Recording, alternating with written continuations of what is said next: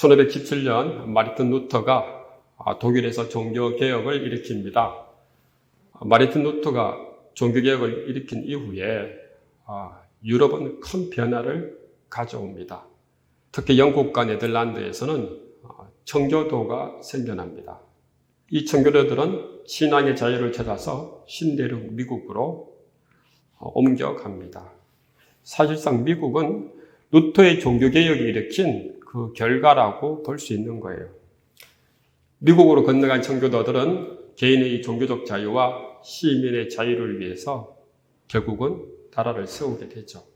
그런데 아이러니하게도 이들은 자유를 위하여 자신들이 세운 나라에서 또 다른 노예를 만들었습니다. 그것이 뭡니까? 바로 흑인 노예 제도예요. 이 심각한 인종차별의 역사는 아직도 진행 중입니다. 얼마 전에 흑인 청년의 목숨을 함부로 빼앗은 백인 경찰의 이야기가 있었습니다. 이 사건으로 인해서 미국과 온 세계가 떠들썩했죠. 아직도 미국이라고 하는 그 나라 안에는 압제와 속박의 기운이 여전히 생생히 남아 있습니다. 차별금지법이 있음에도 불구하고. 인간의 역사에는요, 동물의 세계처럼 항상 먹이사슬의 체계가 있어요. 잡아먹고 잡아먹히는 그런 약육강식의 먹이사슬의 세계가 인간 안에도 있습니다. 근데 사람들은 이 먹이사슬의 체계를 좀 더 세련되고 좀 더 보기 좋게 그렇게 포장을 하죠. 그렇지만은 동물의 세계와 크게 그렇게 차이가 나지 않아요. 사람들은 어떤 방식으로든 자신보다 약한 사람들의 것을 빼앗아 자기의 이기심을 충족시키려고 합니다. 그것이 돈이 될 수도 있고, 그것이 노동력이 될 수도 있고, 그것이 힘이 될 수도 있어요. 과거에는 남의 것을 빼앗을 때 힘으로 빼앗았죠. 그런데 오늘날에는 문명 기술을 활용해서 남의 것을 빼앗습니다. 교묘하게, 보이지 않게, 은밀하게 빼앗아요. 대기업이라든지 금융자본이라든지 부동산을 이용해서 소수가 다수의 것을 빼앗습니다. 그리고 엄청난 부와 능력을 독점하죠. 그 결과 어떤 일이 생겨났습니까? 아무것도 하지 못하는 잉여인간이 생겨나게 된 거예요. 다수의 잉여인간들은 자신의 생존과 권리를 압제당하면서도 자신들이 무엇에 의해서 압제당하는지 잘 몰라요. 그러나 외부 환경이 주는 압제보다도 더 무서운 압제가 있어요. 그것은 다름 아닌 죄로 인한 그런 속박과 압제입니다. 죄로 인한 압제는 우리의 삶에 고통을 주고 삶의 환경을 더욱 악화시킵니다. 예수님 당시의 유대인들도 마찬가지였어요. 유대인들은 로마 식민지라는 그런 외부 환경이 유대인들을 압제하고 속박을 했습니다. 또 많은 유대인들이 그렇게 생각을 했어요. 역사적으로 이스라엘 백성들은 항상 주변 강대국의 그 핍박과 압제를 받으며 살아왔습니다. 유대인들은 약자였어요. 그래서 그들은 늘 마음속에 원했습니다. 자신들의 삶을 해방시켜줄, 자신들에게 자유와 행복을 가져다 줄 메시아를 간절히 원했다는 거예요. 우리를 얽매이게 하는 외부 환경의 압박에서 노윤하는 것도 반드시 필요합니다. 그러나 근원적으로 사람을 압제하는 것이 있어요. 사람을 얽매이게 하는 게 있어요. 여러분, 그것이 뭘까요? 바로 인간 안에 있는 죄성입니다. 우리가 우리 안에 있는 죄성에서 자유를 얻을 때는 우리가 외부 환경으로부터의 그 압박들을 조절할 수 있는 능력을 얻게 되는 것이죠. 먼저 자기 자신 안에 있는 그 죄성을 발견할 수 있는 그 통찰과 안목이 우리에게 있어야 돼요. 자기 자신 안에 있는 그 죄성을 발견할 적에 우리는 외부로부터 오는 그런 핍박에 대해서, 압제에 대해서 충분히 꿰뚫어 볼 수 있다라고 하는 것이죠. 세례 요한은 그런 냉철한 안목을 가지고 있었던 사람이었습니다. 세례 요한은 광야에서 오랫동안의 기도 생활을 했고 영성 생활을 했습니다. 많은 사람들이 세례 요한을 엘리야로 보았어요. 사실 세례 요한은 엘리야의 신령과 능력으로 성령이 충만하여 하나님의 계시 가운데 살았습니다. 그런데 가장 중요한 것은 세례 요한은 구원을 간절히 기다리는 이스라엘 백성들을 위한 하나님의 놀라운 비전을 보았던 거예요. 이게 바로 중요한 거예요. 세례 요한은 이스라엘 백성이 공고한 삶을 떠나서 속박으로부터 벗어나 진정한 자유를 가지며 새로운 하나님의 백성이 될 수 있는 하나님의 그 놀라운 비전을 보았던 것입니다. 그 놀라운 하나님의 비전, 세례 요한은 어디서 보았을까요? 바로 예수 그리스도에게서 본 것이죠. 세례 요한은 예수님이야말로 이스라엘 백성들을 로마의 그 압제로부터 구원해 줄 진정한 그리스도로 알았던 것입니다. 세례 요한은 죄로 인해서 공고한 삶을 살고 있는 이스라엘 백성에게 진정한 구원을 가져다 줄 뿐으로 예수님을 그렇게 알았던 것이죠. 그렇다면 오늘 본문에서 이 세례 요한은 예수님을 어떻게 소개하고 있습니까? 첫 번째로요, 예수님을 하나님의 어린 양으로 소개하고 있습니다. 우리 요한복음 1장 29절이 있죠? 다 같이 한번 읽어보겠습니다. 아니 예수께서 자기에게 나오심을 보고 이르되 보라 세상 죄를 지고 가는 하나님의 어린 양이로다. 세례 요한이 예수님을 보자마자 하나님의 어린 양이 지나가는구나. 왜 하필 세례 요한이 예수님을 보고 어린 양이라고 했을까? 여러분 성경을 읽으면서 이런 궁금증이 안 들어요? 이 어린 양이라고 하는 것은 유월절의 어린 양을 이야기하는 것이죠. 이스라엘 백성들이 이집트 노예에서 탈출해서 해방난 날을 기념해서 유월절을 지킬 때 그때 제사의식 가운데서 반드시 이 어린 양을 잡고 피를 쏟게 하는 거죠. 출애굽기 12장 21절과 22절 있죠. 모세가 이스라엘 모든 장로를 불러서 그들에게 이르되 너희는 나가서 너희의 가족대로 어린 양을 택하여 유월절 양으로 잡고 우슬초 묶음을 가져다가 그래서 담은 피에 적셔서 그 피를 문 임방과 좌우 설주에 뿌리고 아침까지 한 사람도 자기 집 문 밖에 나가지 말라. 이스라엘 백성들이 이집트에서 노예로 있을 적에 이집트 왕 바로는 이스라엘 백성들을 놓아주지 않았어요. 그래서 하나님께서는 바로에게 많은 재앙을 내렸죠. 그럼에도 불구하고 바로는 고집이 세어서 이스라엘 백성들을 놓아주지 않았습니다. 이스라엘 백성들이 바로의 손에서 벗어나서 자유와 구원을 얻는 그 과정은 쉽지 않았어요. 결국 마지막에 하나님께서 어떻게 하십니까? 가장 강력한 재앙을 내리시죠. 이집트 땅의 모든 마다들과 짐승의 첫 해를 다 죽이시는 거예요. 출애굽기 12장 23절이죠. 여호와께서 애굽 사람들에게 재앙을 내리려고 지나가실 때에 문 임방과 좌우 문설주의 피를 보시면 여호와께서 그 문을 넘으시고 멸하는 자에게 너희 집에 들어가서 너희를 치지 못하게 하실 것입니다. 하나님께서 마지막 재앙, 이집트 땅의 모든 마다들과 짐승의 첫 해를 죽이실 때 문설주의 어린 양의 피를 바른 이스라엘 집 백성의 집은 그대로 지나가셨어요. 이것 때문에 이스라엘 백성들은 출애굽을 할 수 있었던 것이죠. 이스라엘 백성들이 바로의 손에서 벗어나 이집트를 탈출해서 젖과 꿀이 흐르는 그 가나안 땅에서 새로운 자유를 얻고 구원을 받기 위해서는 반드시 어린 양의 피가 필요했던 거예요. 어린 양의 피가 좌우 문설주에 발려져 있으면은 하나님의 재앙이 이스라엘 백성들에게 임하지 않는 거예요. 이스라엘 백성들은 이 어린 양의 피로 말미암아 재앙에서 살아남았습니다. 무사히 이집트를 벗어났어요. 그래서 젖과 꿀이 흐르는 가나안 땅으로 향할 수 있었던 것입니다.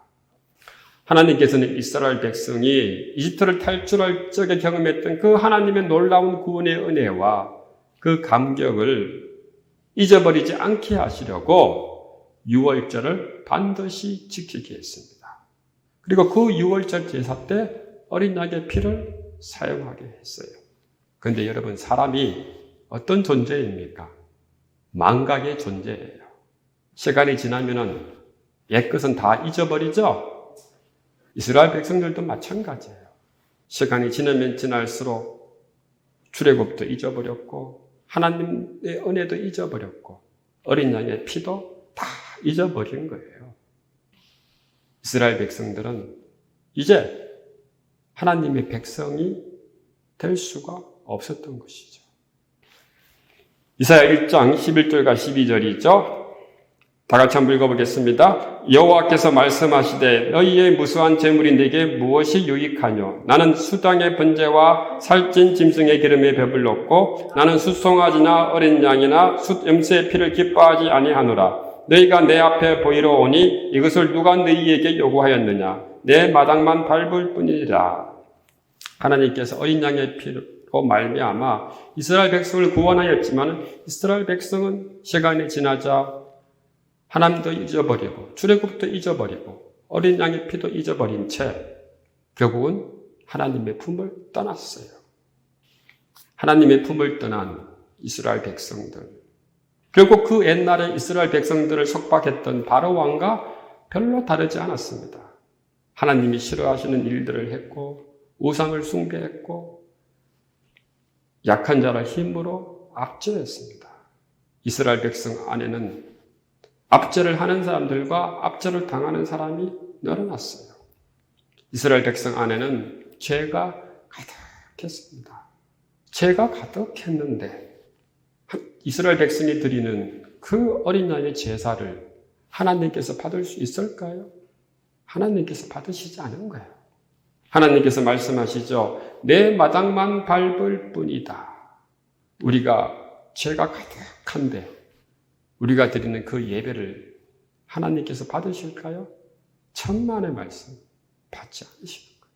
이스라엘 백성은 하나님의 백성으로서의 그 정체성을 잊어버렸고 하나님의 백성으로 살 수 있는 능력도 이미 사라져 없어져 버린 겁니다.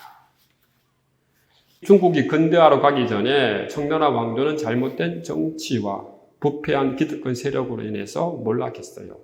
이 때문에 많은 백성들이 고통을 받았습니다. 특히 농민들이 심각한 고통을 받았습니다. 그 당시 강동성 출신 홍수전이라는 사람이 우연히 성경 말씀을 접하고 하나님 말씀에 감동을 받아서 태평천국이라고 하는 그런 이상을 품게 되었습니다. 태평천국이란 말은 평화로운 하나님의 나라라고 하는 뜻이에요. 하나님 말씀에 의거해서 차별과 신분상의 불평등이 없는 나라를 꿈꾸었습니다. 많은 사람들이 동조를 했고 드디어 사람들은 힘을 모아서 혁명을 일으켰습니다. 이것이 바로 태평천국의 난이었어요. 큰 성공을 거두었죠. 그러나 얼마 되지 않아서 이 태평천국의 난은 실패한 미완의 혁명이 되어버리고 말았어요. 왜 이렇게 되었을까요? 혁명이 실패한 것은 외부의 힘 때문에 실패한 것이 아니에요. 바로 혁명 세력 안에 있는 내부의 권력 투쟁 때문에 결국은 실패한 것입니다.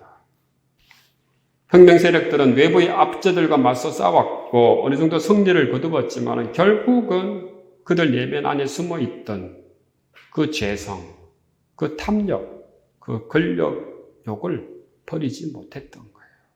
인간이 이런 겁니다. 외부 환경의 변화를 통해서 인간의 죄성이 어느 정도 조금 극복될 수 있는 것입니다. 그러나 외부 환경으로 인해서 인간의 죄성을 극복하는 것은 잠시예요. 시간이 지나면은 인간은 똑같은 그런 악과 부조리가 가득한 세상을 만들 수밖에 없는 것이죠. 인류 역사를 들어보면은 우리는 이것을 알 수 있습니다. 새로운 시대에 새로운 나라가 세워졌고 새로운 왕들이 나타났고 새로운 정치 세력이 나타났어요. 그러나 시간이 지나면서 똑같은 악과 부조리가 나타납니다. 항상 이런 일을 반복해요. 이런 악과 부조리를 없애기 위해서 인류는 수없이 많은 시도를 했습니다. 인간 안에 있는 선한 의지에 호소를 하고 선한 양심을 발동시키기도 했습니다. 또 때로는 스스로 선의 사도로 숭고한 사명을 가지고 세상의 악과 부조리에 대해서 저항했습니다. 물론 이것이 성공한 적도 있어요. 선이 승리한 적도 있습니다. 그래서 세상이 잠시 변한 적도 있어요. 그러나 궁극적으로 새로운 선이 승리한다고 하더라도 그 이후에는 또 새로운 악이 반드시 등장하게 되어 있는 거예요. 왜 그럴까요? 인간 안에 있는 그 죄된 본성 때문에 그런 거예요. 세상은 인간의 선한 의지에 따라서 구원되지 않습니다. 구원은 오직 누구로부터 옵니까? 예수 그리스도로부터 오는 거예요. 우리는 오직 예수 그리스도를 통해서만이 우리 안에 있는 죄성을 극복하고 하나님의 은혜 가운데 머물 수 있는 것입니다. 그래서 세례 요한은 이것을 알았고 하나님께서도 이것을 알았어요. 그래서 이스라엘 백성들에게 누구를 보내주신 겁니까? 하나님의 어린 양이신 예수 그리스도를 보내주신 거예요. 하나님께서는 이 어린 양, 이 예수 그리스도를 통해서 이스라엘 백성과 온 인류가 구원받기를 그렇게 간절히 원했던 것입니다. 사랑하는 성도 여러분, 오늘 이 시간 하나님께서 보내시는 이 어린 양, 예수 그리스도로 말미암아 여러분들이 죄에서 노임받는 그런 은혜가 충만하기를 주님의 이름으로 축복합니다. 두 번째로 세례 요한은 예수님을 또 어떻게 소개하고 있습니까? 성령으로 세례를 주시는 이로 소개하고 있어요. 요한복음 1장 33절이죠. 다 같이 한번 읽어보겠습니다. 나도 그를 알지 못하였으나 나를 보내어 물로 세례를 베풀라 하신 그 이가 나에게 말씀하시되 성령이 내려서 누구 위에든지 머무는 것을 보거든 그가 곧 성령으로 세례를 베푸는 이인 줄 알라 하셨기에 세례 요한은 예수님에게 임한 그 성령을 보았습니다. 그 성령을 보고서 저분이야말로 하나님의 아들이시라는 것을 알았던 거예요. 세례 요한은 예수님을 알기 전부터 이미 많은 사람들에게 세례를 베풀었습니다. 세례 요한이 베푼 세례는 어떤 세례입니까? 물로 베푼 세례였어요. 또 많은 사람들이 회개하고 하나님께 돌아오기도 했어요. 그러나 이 세례보다도 더 강력한 세례, 더 큰 세례가 있었던 거예요. 그게 누가 주시는 세례입니까? 예수님께서 주시는 성령의 세례입니다. 예수님께서 주시는 이 성령의 세례는 바로 하나님의 자녀로 거듭나게 하는 세례예요. 요한복음 3장에 니고데모가 한밤중에 예수님을 찾아와서 귀한 가르침을 청합니다. 니고데모의 관심은 하나님의 나라가 어떤 나라인가? 거기에 있었습니다. 예수님께서 말씀하시죠. 물과 성령으로 거듭나지 아니하면 하나님 나라에 들어갈 수 없다. 니고데모가 예수님께서 말씀하신 이 성령으로 거듭남에 대해서 잘 알지 못했던 거예요.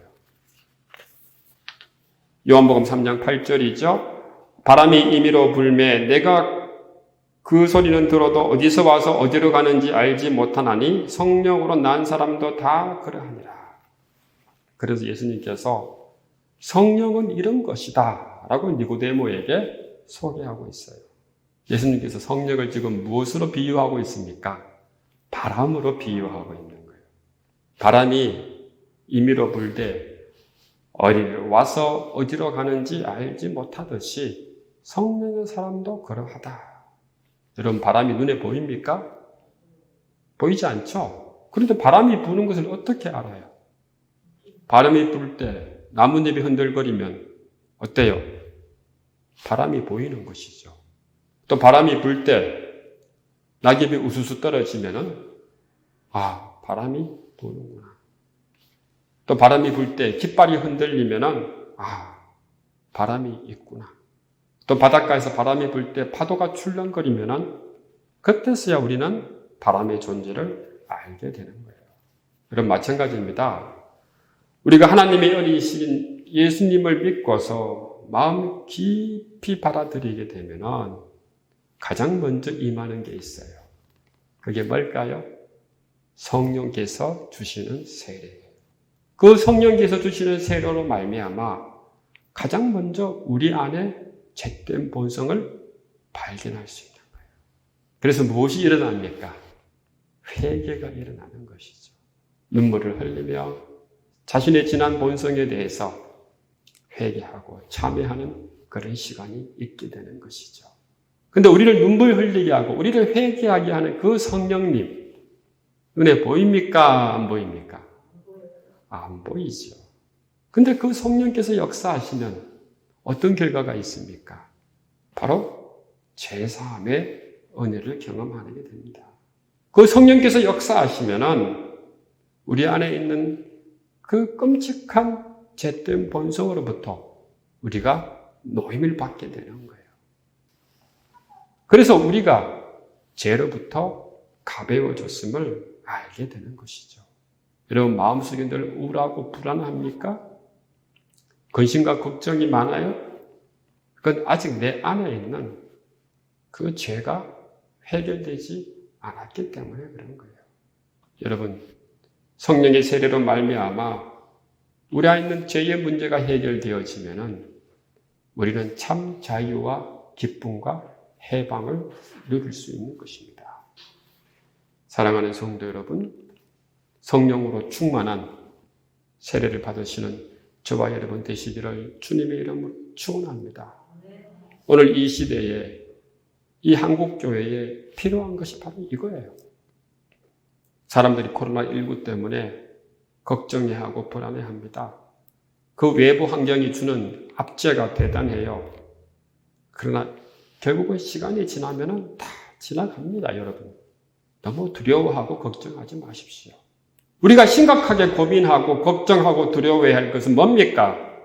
시간이 지나도 변하지 않는 나의 죄된 본성. 이 죄를 두려워하고 걱정하고 불안해야 되는 거예요. 사랑하는 성도 여러분, 주님의 성령으로 여러분 안에 있는 그 죄를 꼭 해결하시는 저와 여러분 되시기를 주님의 이름으로 축원합니다. 우리가 눈에는 보이지 않지만은 성령의 바람을 접할 때, 성령의 바람으로 우리 죄의 문제가 해결될 때 우리는 삶에서 가벼워지는 거예요. 또 주님께 주시는 그 은혜에 눈을 뜨게 되는 거예요. 또 주님께서 주시는 그 진실한 사랑에 대해서 알게 되는 것입니다.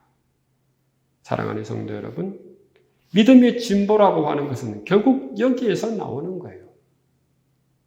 주님께서 주시는 그 은혜와 사랑으로 말미암아 우리가 죄사함 받은 만큼 우리의 믿음은 진보하게 되어져 있는 것입니다. 말씀을 정리하겠습니다. 세례 요한은 예수님을 어떻게 소개했습니까? 하나님의 어린 양이다. 그 하나님의 어린 양은 인간을 구원하기 위한 하나님의 새로운 역사의 시작이에요. 우리는 하나님의 어린 양인 예수 그리스도를 믿음으로 믿을 적에만이 그분의 공로로 구원을 받습니다. 세례 요한은 예수님을 성령으로 세례를 주시는 분으로 소개하고 있습니다. 사람들은 환경의 변화를 갈망하지만은 결국 외부 환경의 변화는 근본적인 변화를 가져오지 못합니다. 오직 성령으로 세례를 받아서 자신의 죄 문제를 해결하고 오직 성령으로 세례를 받아서 그 자유함을 누릴 적에 우리는 하나님의 자녀로서 다시 살아갈 수 있는 것입니다. 사랑하는 성도 여러분, 오늘 이 시간 이 땅에 하나님의 어린 양의 선물로 받고 성령 안에서 충만한 은혜를 누리는 저와 여러분 되시기를 주님의 이름으로 축원합니다.